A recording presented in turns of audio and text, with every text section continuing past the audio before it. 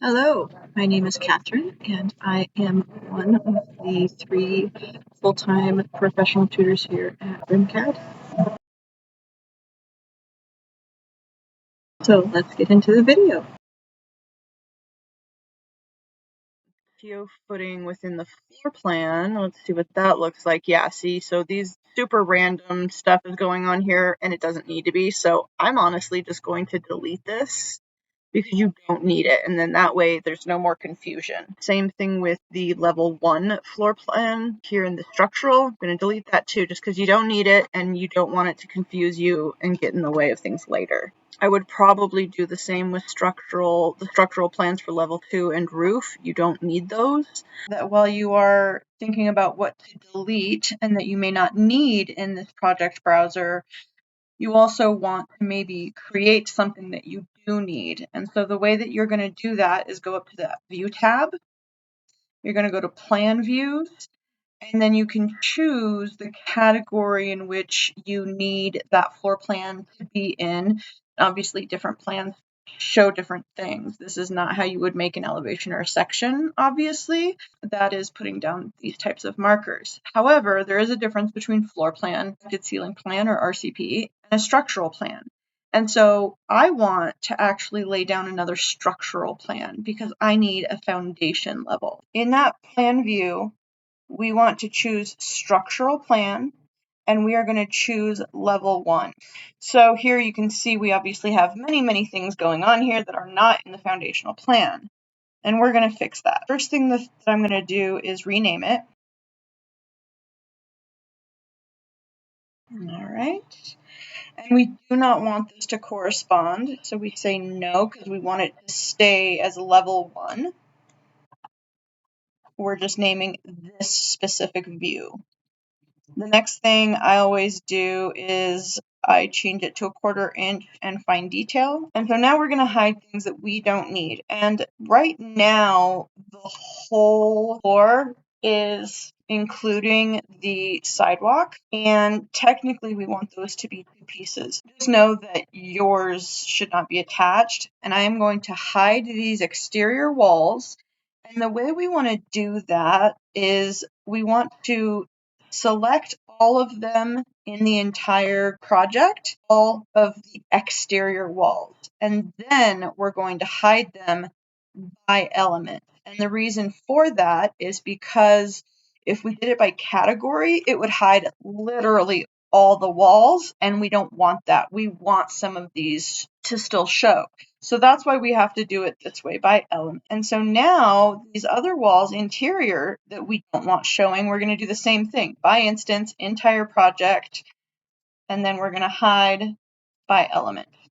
And so now we've got still those walls around the stairs and elevators showing like we want. Now the doors, we don't need any of the doors, so we can hide in view by category. Same with furniture and brick columns as well. This is how the foundation should look, and so that's how I got to it, was the plan views. So now in our project browser, we've got the structural plans, foundation and TO, and then we've got floor plans, level 1, level 2, and roof. And then we're going to go on later and do ceiling plans. So that is the exact same way that you would do that, is in those plan views.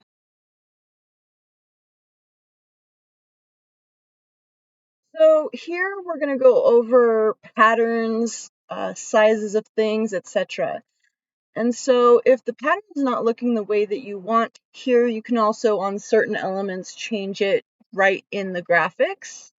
And sometimes you're going to need to scale it, either to make it more condensed or more spread out and look smaller. That's what I've done here.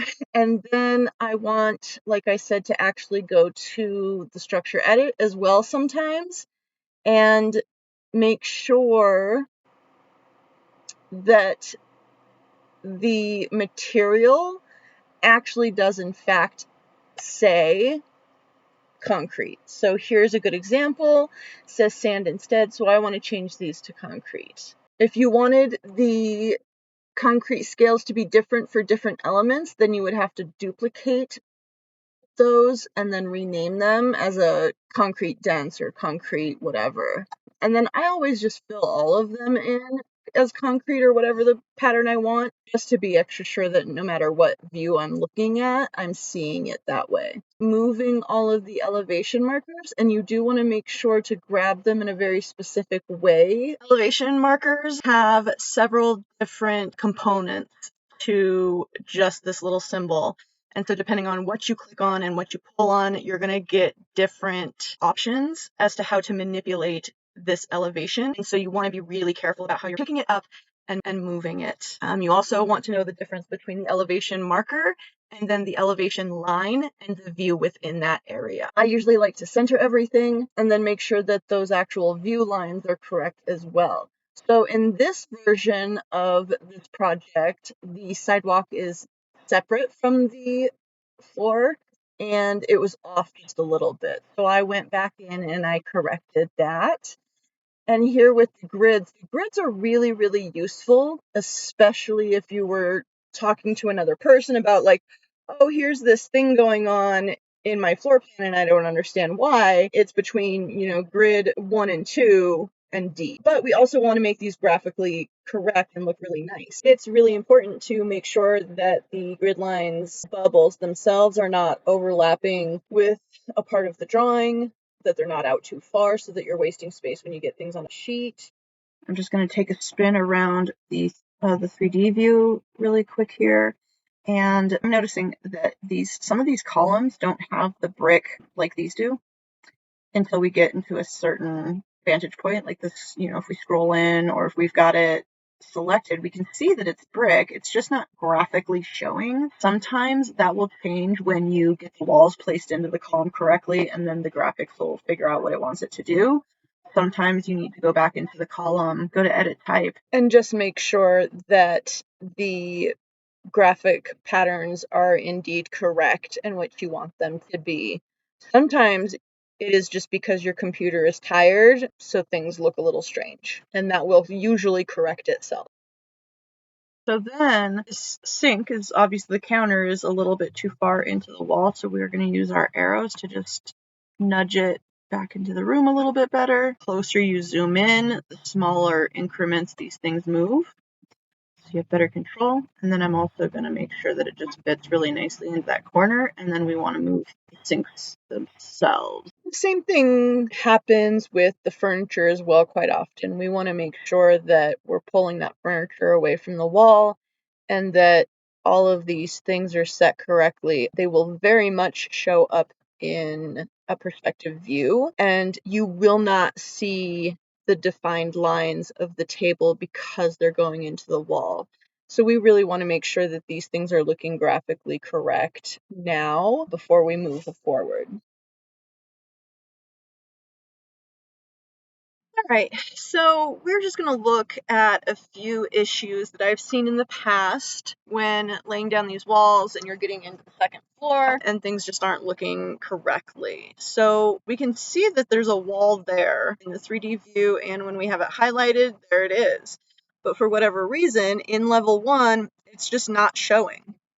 It is also not showing in level 2. So I'm going to try some things. The most basic ones are changing that location line and making sure that the walls are connecting correctly. Another thing is, putting it in a 1/4 inch scale and fine detail, which I've done here, as you can see. And then I'm just going to keep kind of playing around and seeing what's going on here. So moving on, I'm going to look at some other walls and maybe see if I can't find out what's different, between some of these walls. So I've hidden this one, and as you can see, the column, it looks strange, and that is because as far as Revit's concerned, there's still a wall there. I just hid it from this view. So centering it, seeing if that's the issue. And then, this corner, there's lots of things going on here, right? And so some of the walls are going through the columns, some of them, the curtain wall isn't quite lined up with the wall the way it's supposed to be. And so again, I'm looking at all of those properties, making sure that they are in fact what we want them to be. Lots of times they might not be going to roof. Maybe there's a base offset for some reason that you didn't realize. So that's what I'm looking for. And do not be afraid to delete. delete it, get it out of the way, pull back walls, hide things if you need to. Stuff's going to start making a lot more sense to you if you just kind of scooch it out of the way, and you can always replace a column. Coming into 3D view, though, we can see that the whole problem is that there's a parapet on the first floor. And this is a really common mistake. Most students do it. What happens is when you go to lay something down, you haven't changed the offsets correctly. And you go to lay it down and it doesn't do what you want it to do. It doesn't show up in the view because you're on the roof and the parapet went down on the first floor.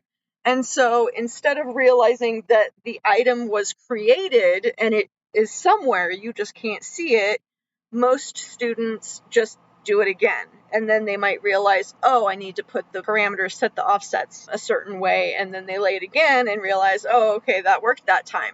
But they don't go back and actually look for the thing that did in fact lay down. Anytime that you get that alert that says, it was created, you just can't see it in this view, that's when you want to go into sections, elevations, 3D views and look for those components and try and figure out where it did go so that you can correct it, not just keep drawing things on top of each other.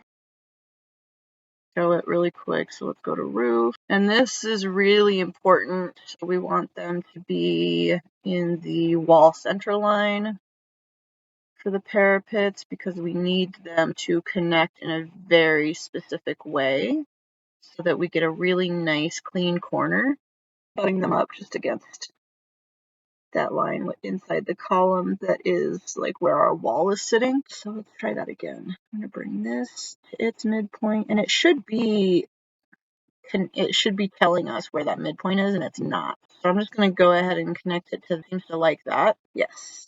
Okay, so now we have this really nice sharp corner, unlike over here where these aren't even, quite connecting. Okay, I'm going to grab from where I want to lay it down, which is the center line of that metal column.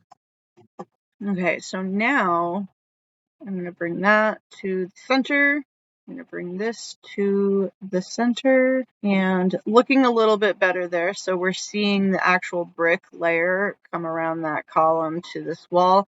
We're not seeing it on this one because the curtain wall is there. Okay, so don't worry too much about that. The reason we're seeing this little bump out here is because it doesn't like where that curtain wall was. So see, I just moved it a smidge and it cleaned that up. So again, nitpicky, but we just found a lot of things going on here that we didn't know about before. And so that's why it's really nice to go back and just recheck all of those little tiny things. So again, I'm going to move that back as well. And so it didn't like that, right? So I'm going to pull it back a little bit more than what I think it should be. And then I'm just going to inch it. And so I'm going to use my arrows on my keyboard to smidge it. We're going to make sure it's centered. It is. And then we're going to bring it all the way to this end. So then we just have to go back and fix these curtain walls. Now that it's all continuous wall, it might play with us a little bit better. So I'm just moving it with my arrow again.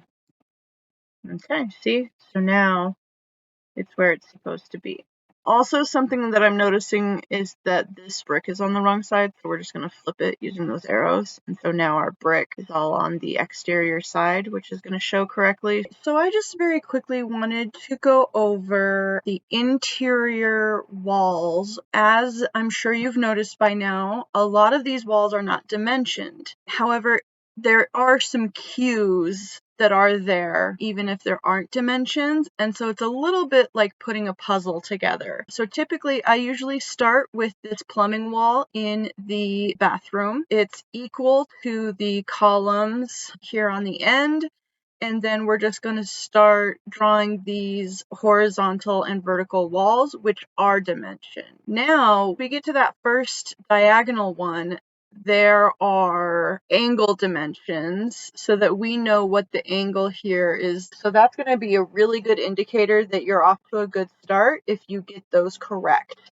And then we can also see how it's hitting this column. So if we hover over it, none of this side of the column is showing that wall meets up exactly to cover it. And that's typical with most of these walls. So you can see this one as well is doing the same thing. So that's cue number 2. Always making sure where those are hitting the columns is going to be a really good way to get yourself on the right track. And then obviously doing that angle dimension to see what that angle is in comparison to the thing that it's meeting with. Here, I made 2 different wall colors so that you could see what I'm calling diagonal horizontal and diagonal vertical walls. Now, like I said, once we've got that one in, we're off to a good start, because then all I have to do is copy this wall and move it down.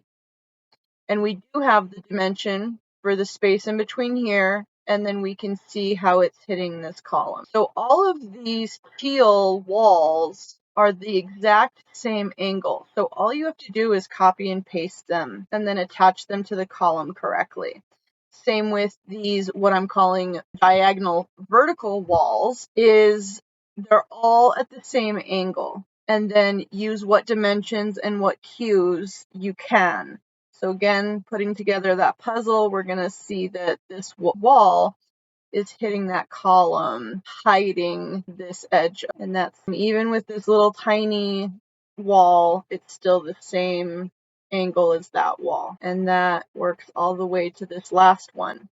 So as long as you can get all of those in at the same angle, then the rest of these things are going to fall pretty easily into place. Also, another thing to notice, so right now I've got my grids hidden, but if we unhide these, then we can start to see also where walls are hitting grid lines. So there is a difference between the center line of a wall, the interior side of a wall, and the exterior side of a wall. It really is going to depend on where those walls are sitting. So as you can see, these aren't quite center lines. It's supposed to be right on the edge. And so I'm just using my arrow keys on my keyboard to scooch that over so that that grid line is on the interior side of that wall. For me, when I refer to interior side or exterior side of the wall, it really does truly depend on what wall I'm even talking about. So interior referring to, because this is the bathroom wall, so interior side of the bathroom. This wall is a little bit harder to maybe decide what is the interior or the exterior, but if you go into the edit type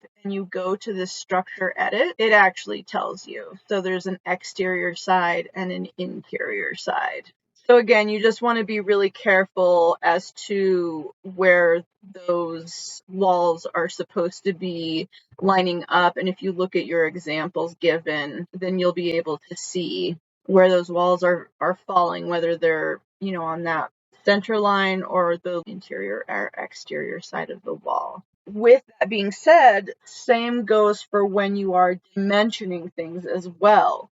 Be really mindful of looking at that example and seeing where they're measuring from. Exterior side of the wall versus the interior side of the wall. And so, because that will make a difference if your measurements are not coming up correctly, that's why, because even with your interior wall, that's a difference of about 4 inches. So it will make a difference. So be really mindful of that, not only when you're laying them down, but then when you're dimensioning them as well.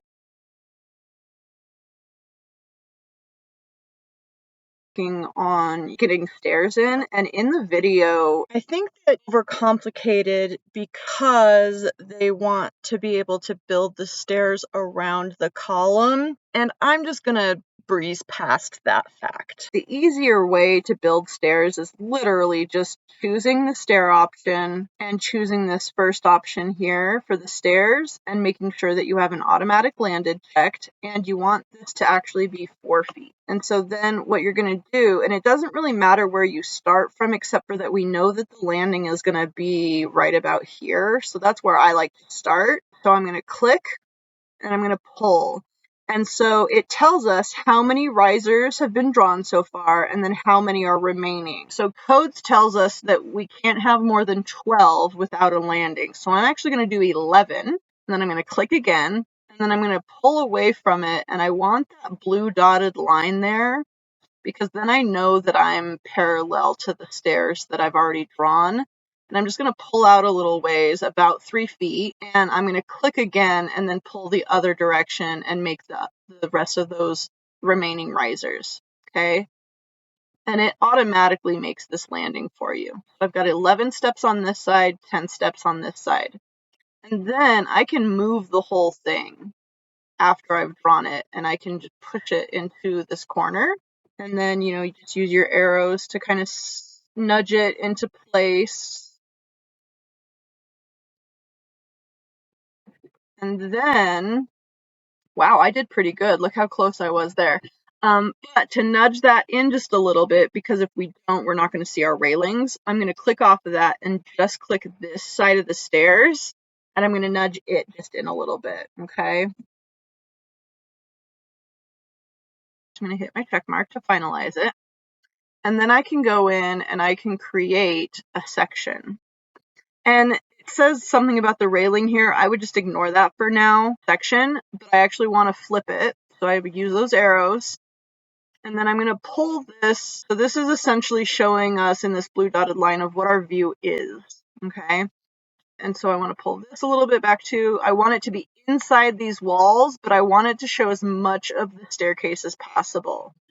I want that one there, and I don't want this one there because it's in the way of the column, right? So this is more graphically easier to see. So now if I right click and go to view, then I'm seeing those stairs as they're actually built. So one of the things I'm seeing here is that these exterior walls aren't hitting level 1, so we can change that. And it's just because of whatever default was set, it was at 1 foot. So just change that back to 0, and you might want to recheck that with all of your walls. But that's the nice thing about seeing things in sections, and you can fix them pretty easily. This is not attaching here at the stair, so what I want to do is highlight this floor. I'm going to go to level 2, and as you can see, it's highlighted here in the view.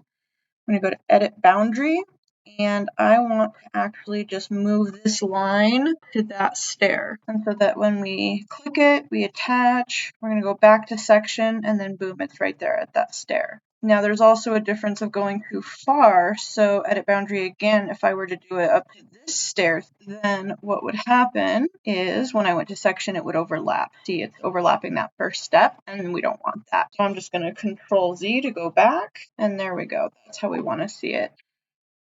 All right, so thank you for watching the video. I hope that it was helpful and that you can continue on with your assignment with success. If not, feel free to reach out to myself or anyone here in the Learning Commons, and good luck.